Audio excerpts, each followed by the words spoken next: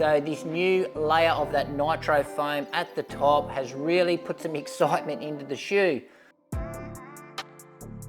So first run done and dusted in this one. Now this is the Mizuno Neo Vista 2 and these are my first impressions.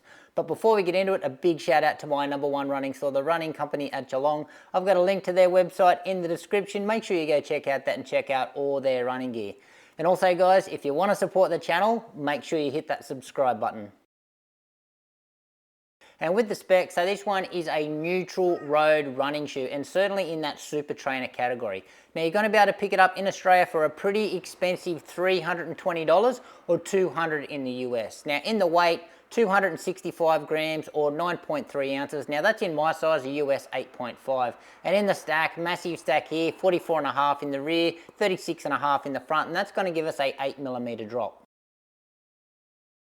And in the upper, so what's going on here, they've got a knit booty design upper. That just means the upper material is all just one piece, so there's no separate tongue or anything like that. Now the material here, so this knit is quite thick, it's robust, it's structured where it needs to be, but it's also flexible where it needs to be as well. Few more breathing holes in this version than the previous version, so the breathability is a little bit better, but I still think it could be better overall. Now, a little bit of a structured heel counter here, not a solid cap or anything like that, but so as you can see, there's still a little bit of flex in it. Really high Achilles flare, just like the previous model with the pull tab on it. We've also got a pull tab here on the tongue as well, which you need just to squeeze your foot into the shoe.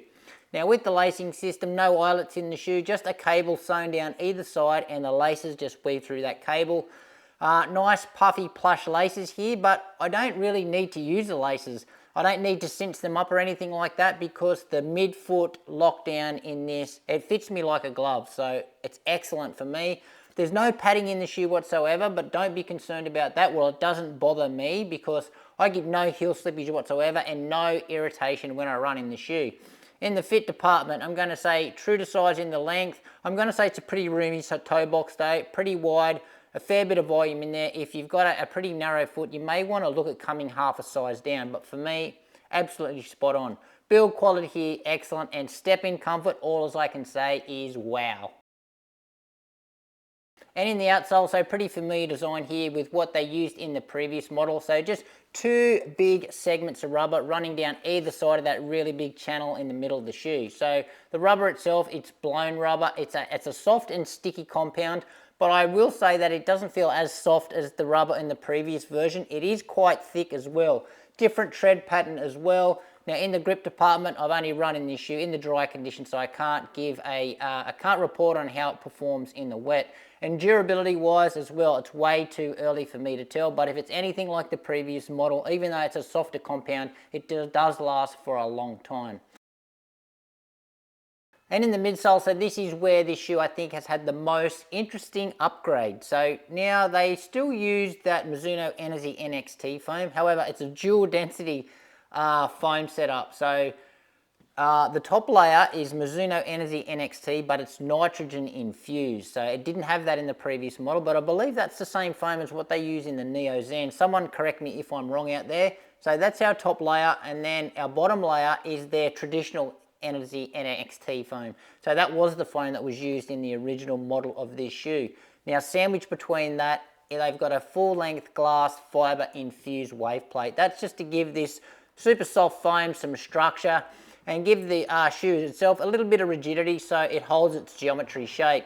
Now in the geometry department, they are using again their smooth speed assist. So what that is in this shoe, so they've got a little bit of a rear foot rocker here. The majority of the midsole is in the middle of the shoe, and then they've got a nice gentle forefoot rocker here that actually starts quite early in the shoe. Now this geometry is slightly different than last year. It doesn't look to me that the rear foot rocker is quite as pronounced, and it also it seems like it's a lot flatter on the bottom of the shoe, and that certainly does translate into the different feeling I have in the ride. And in the ride, well, the first word that comes to mind here is bouncy. So much more bouncy than the previous model. So this new layer of that nitro foam at the top has really put some excitement into the shoe.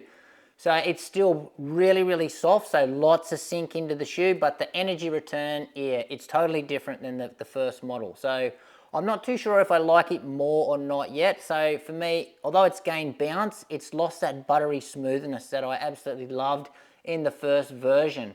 So because this foam is so soft, so bouncy, is this shoe unstable? Well, I haven't found it unstable, but there is not a lot of shoes out there that I do find super unstable. So for me, I think the plate does a good job of just firming up these really soft foams, and it's got a really wide base as well. So I do feel quite safe in the shoe. So I don't feel like I'm rolling around and wobbling all over the place.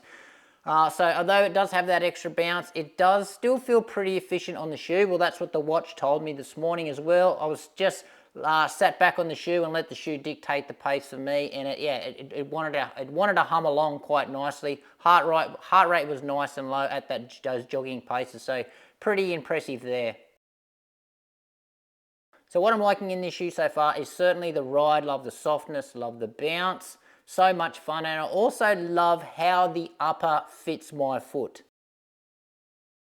And what I'm still figuring out in the shoe, well, I'm gonna sound like I'm contradicting myself, and that is just the design of the booty knit upper. So I'm not too sure why they keep choosing this booty knit upper, because I know a lot of people don't really agree with the upper of this shoe. I don't know why they just don't put a traditional upper on the shoe, because then I think more people will enjoy this shoe.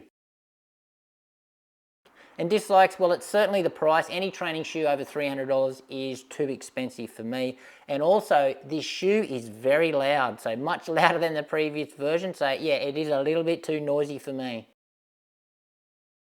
And just wrapping up my first impressions here, well, if you have been following my channel for a little while, you would have known that the original version of this shoe was my shoe of the year last year, and overall it's probably one of my most favorite shoes of all time. I absolutely love it. So this one certainly has some big shoes to fill.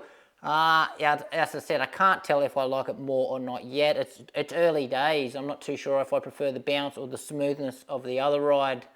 To me, it does really feel like it's very close to the Neo Zen that's out, sort of a mix between the Neo Zen and the original Neo Vista. And predictions with the shoe, well, again, it's going to be an amazing easy day shoe. Lots of protection there to protect you on your recovery days. Beautiful geometry here just to tick the legs over. And again, efficient enough and protective enough to use on your long runs. In the pace department, I do think it's good to go up to about tempo pace, but I don't think it doesn't scream out like it's a super fast shoe.